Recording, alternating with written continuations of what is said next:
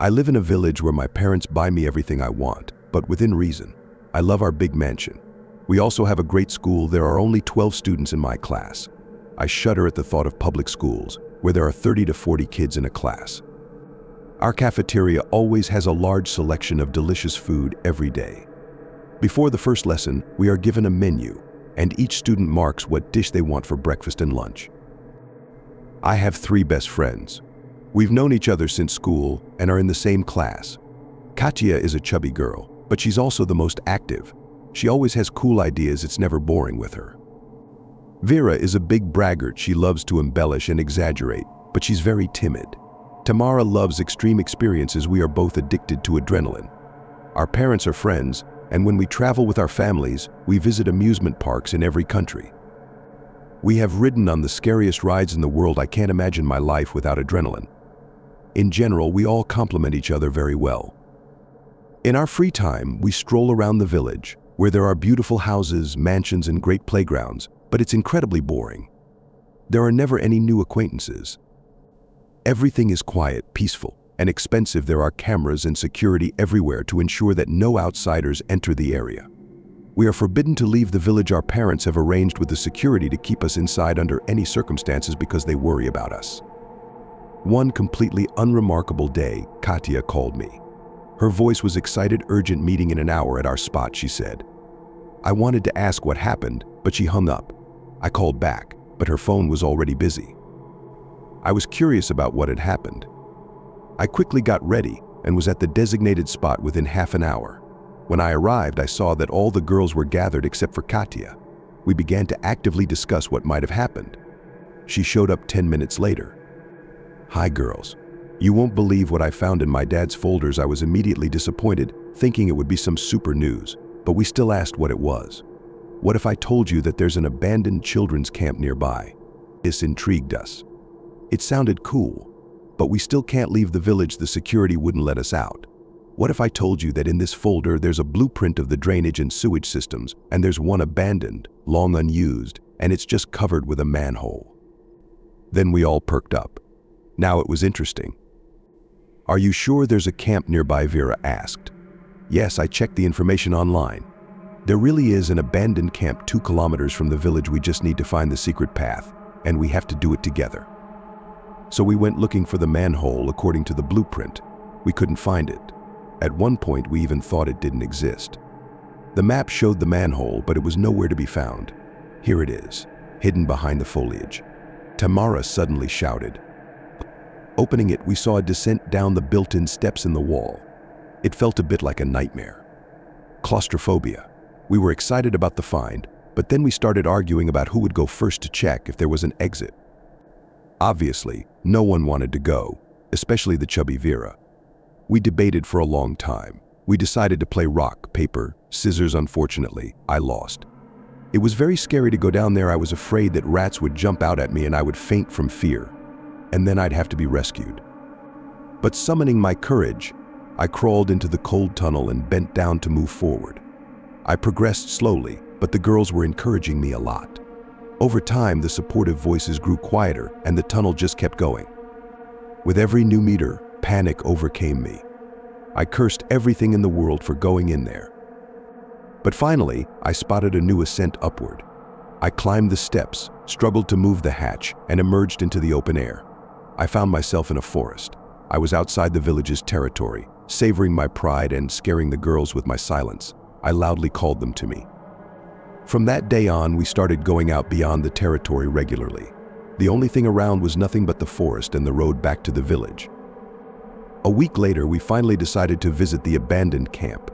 Vera was very scared, but you could tell she wanted to go too. Let's at least read some information about it on the internet to see if people have gone missing there, Vera said. Yeah, let's do that, Tamara replied. Just imagine how fun it will be to get our nerves tingling and venture into the unknown. I'm not going then, Vera said. I wanted to go that day too, but I calmed everyone down. Katya said she didn't have a map with her anyway. It's true, it's better to check all the information online. So we agreed to go the next day, and whoever wanted to could look up information about the camp. When I got home, I asked the cook to make lasagna. While he was cooking, I played on the PlayStation 5. After eating, feeling tired, I went to my room, lay in bed, and started reading about the camp. It had closed in 1994 due to frequent accidents and a lack of funding. After the camp closed, there had also been some incidents on the territory, but they were extremely rare, and many were not fatal. In short, it wasn't the scariest place from that perspective. I fell asleep. The next day we headed to the camp. We managed to find it relatively quickly. Upon seeing the building, we realized it was an incredibly interesting place. The fence was creepy yet charming at the same time, with different animals painted on it, although in many places the paint had worn off, making them look eerie. Behind the fence, various buildings were visible, but what struck us most was that there was a Ferris wheel on the campgrounds. Finding a hole in the fence, we squeezed through onto the territory. For the first while, we behaved very quietly there. But about a week later, when we realized it was safe, we started spending all our free time there. I especially remembered how a couple of times we sat in a Ferris wheel cabin during the rain. It was very atmospheric as we chatted about everything. One day, while playing hide and seek in the main building, I was looking for a place to hide. Suddenly, I heard a melody. Curious about who might be hiding under the old bed with a worn-out mattress, I peeked underneath and saw a small box.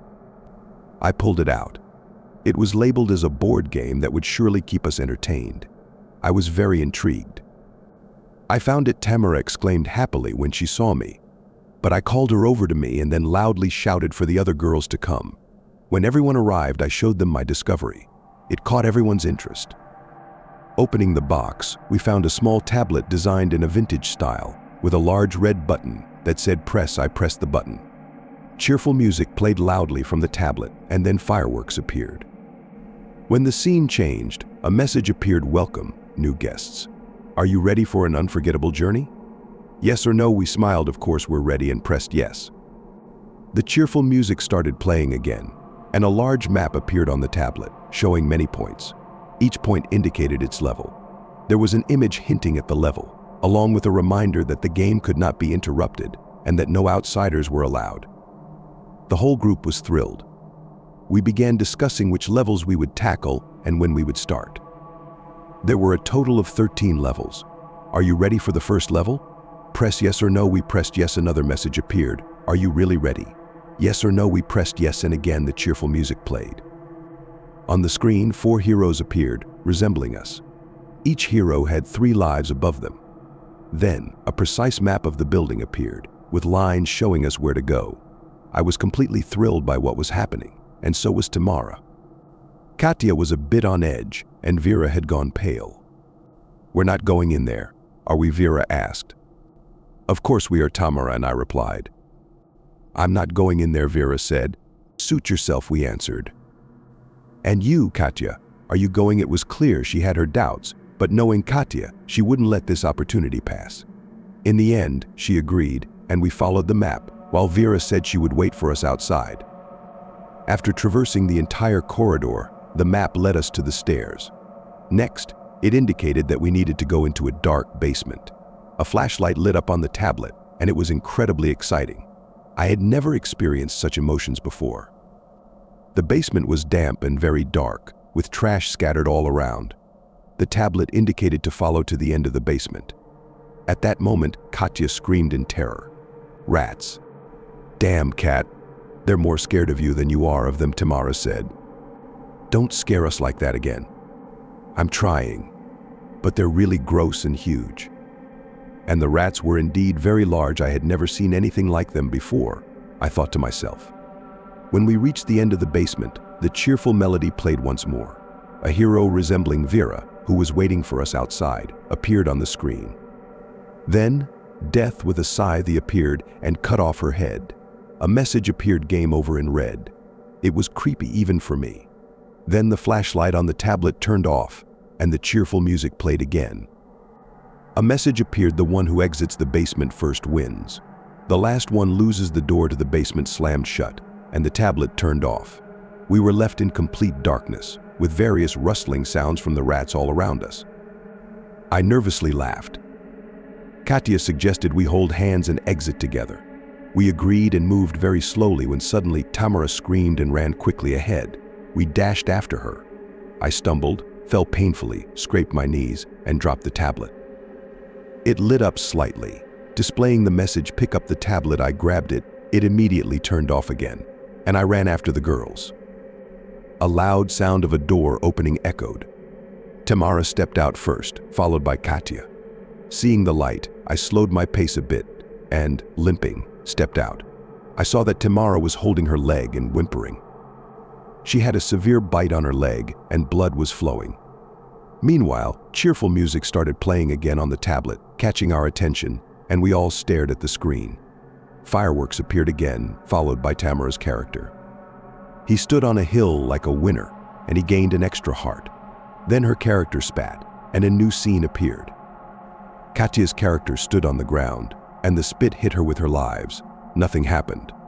Then her character spat too, and my character appeared. He was lying on the ground, and 2 spits hit him, after which I lost a life. Then my character spat, and the next scene showed a gravestone with a photo and the name Vera on it. 3 of our spits hit it. The cheerful music played again, and a message appeared on the screen: "Next game in 2 days. Anyone who does not come will be disqualified. It is forbidden to share any information about this game." Outside, we saw a terrible decapitated Vera. We screamed and ran away from the place. Once we reached our hatch, we quickly descended and ran through the tunnel back to the village. Once we were safe, we began to think about what to do. I was scared to tell my parents what had happened. Katya supported my point of view. Then Tamara yelled at us and said she would tell her parents everything, claiming she didn't want to know us anymore, and ran home. This behavior didn't seem like Tamara, but we could understand her. Katya and I decided that we wouldn't tell anyone and would forget about it because no one would believe our story and they might start blaming us. Moreover, the tablet instructed that sharing any information about the game was forbidden. The rest of the day, I was scared that the police would come knocking at the door. Katya felt the same, and we supported each other through messages. When night fell, we sighed in relief. Maybe Tamara changed her mind about telling, but I was scared to write to her. Suddenly, a siren sounded outside. I panicked intensely, rushing to the window, but it wasn't the police, it was a fire truck. I immediately wrote to Katya, and she replied that she heard it too. In the morning, I learned from my parents that a tragedy had occurred at Tamara's house. There had been a fire, and she burned in her room, while her parents died in a car accident on their way home. Discussing this with Katya, we concluded that it wasn't an accident, and we would have to continue playing if we wanted to stay alive, even though we were terrified of returning. A day later, we went back to the camp. The anxiety was so strong that we were shaking. I was experiencing such intense emotions that they were impossible to describe. When we approached the main building again, we were relieved that Vera wasn't lying there anymore. At that moment, it could have driven us insane. Opening the door to the main building, we found a box with the game on the floor. We took out the tablet and pressed the big red button. Again, as always, cheerful music started playing. The scene changed, and our characters appeared at the second level mark. The scene shifted, and the tablet showed the way to the cafeteria. On the way, I felt very uneasy. I understood that one of us had to die. I wondered what Katya was thinking. Arriving at the location, we saw 4 holes in the wall. The tablet showed that we needed to stick our hands in there. A huge rat jumped out of one of the holes in the wall. This horrified us. The game was that whoever pulled their hands out first lost. The countdown began, and we had 5 seconds to get our hands in. We quickly did it. I hoped that Katya's thicker hands would be more appealing to these rodents. About a minute later, a sharp pain pierced my arm, and my vision darkened. Meanwhile, Katya sat as if nothing was happening.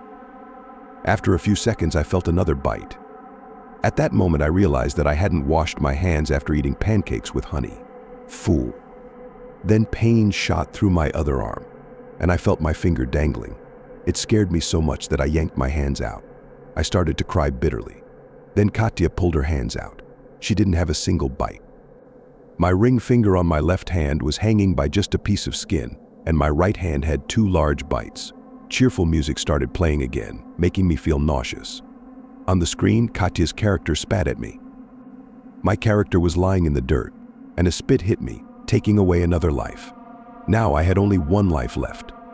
The cheerful melody played again, announcing that the level would start in 5 minutes. At that moment, despair and anger toward Katya overwhelmed me. She quickly helped me wrap my arm with my t-shirt, but the blood wouldn't stop flowing. The cheerful music played again, and our characters appeared at level 3. It said we needed to open the refrigerator and eat a cupcake. We did it, and suddenly my head spun, and we lost consciousness. We woke up to the cheerful music. It was playing very loudly, and as soon as we opened our eyes, it stopped. We were in the cabin of a Ferris wheel at the very top. I was wearing my t-shirt with dried blood, and my arm was bandaged. Then a task appeared on the tablet. You must get down to the ground by yourself. Blood was seeping through the bandage, and my arm hurt terribly. I realized I couldn't climb down at that moment, and I also couldn't wait for Katya to die of hunger. She was full, and as the saying goes, where the fat one hangs, the skinny one will die. At my 47 kg, I would definitely wither away faster than she would. Was this really the end for me? I didn't want to die. I had only one heart left, while she had several. At that moment, Katya apologized to me, grabbed the bar, and climbed toward the middle of the wheel. I had the urge to push her, then I would win, but I couldn't bring myself to do it. Despite her weight, Katya was maneuvering through the wheel very well. When she moved away and hung by her hands, despair overcame me, and I screamed at the top of my lungs. Katya seemed to be scared. She flinched and then fell headfirst. It was a terrifying sight. Again, cheerful music played on the tablet, and my character appeared with a gold medal around her neck, 3 graves behind me. The scene changed to fireworks, and then the music played again. The mechanism of the wheel started, and I went down. Once I descended, a message appeared on the tablet: return the game to its place and receive a prize. I returned to where I found it, and under the bed lay a beautiful lollipop. When I got home, my parents took me to the doctor. It was hard to explain where I got those bites on my arm. They amputated my ring finger. After that incident, I was haunted by nightmares, but after a year I managed to recover. Yet I still can't achieve the same vivid emotions I felt back then. It feels like I will never be able to feel as alive again. No amusement park ride gives me the same adrenaline rush that game did. I want to experience something similar again. The desire to go back grows stronger every year, but only with different friends. I'm sure that if I went a second time, I would definitely win easily. Thank you for watching. If you enjoyed the video, don't forget to like, subscribe to the channel, and hit the notification bell so you don't miss new episodes, which come out every Saturday. I'd love to hear your thoughts on today's story in the comments.